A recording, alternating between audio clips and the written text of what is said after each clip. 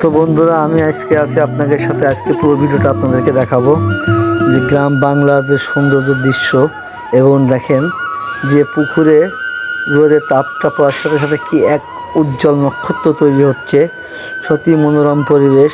এমন দৃষ্টি গ্রাম অঞ্চল ছাড়া কখনো দেখা যায় না। কি অপূর্ব দৃশ্য, মন মাতানোর মতন। তো চলতে চলতে আবার পেয়ে গেলাম একটি গ্রামের ছোট্ট একটি বাজার। কৃষকেরা সারাদিন পরিশ্রম করে এখানে আসে। তারই সাথে আছে শিশুদের পাঠশালা, শিক্ষার ভাণ্ডার, সেই শিশুদের পাঠশালাময় আনন্দ মুহূর্ত। এবং তারই পাশে আছে একটি বড় দীঘার পুকুর। তো সেই পথ ধরে চলা আমার আজকে উদ্দেশ্য ছিল চুয়াডাঙ্গাতে। তো এরই মাঝে একটি ভিডিও করলাম আপনাদের জন্য। তো অবশ্যই ভিডিওটি ভালো লাগবে।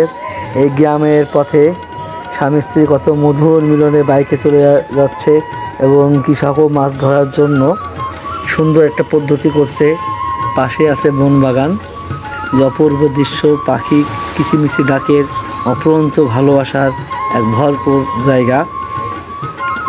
তো চলতে চলতে অনেকটা পথ পেরিয়ে গেলাম। একটু সামনে পেলাম কৃষকের হাতের কষ্টের ফসল, ধান আর ধান।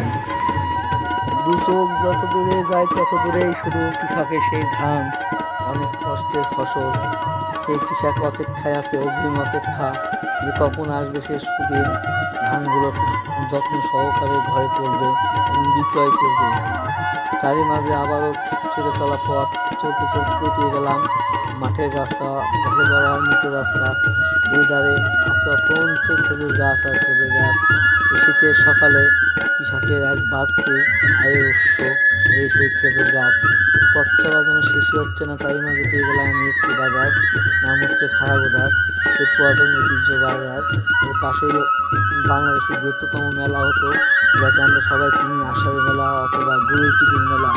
আজকে সেই মেলা বিলুপ্ত হয়ে গেছে অনেক আগে থেকেই।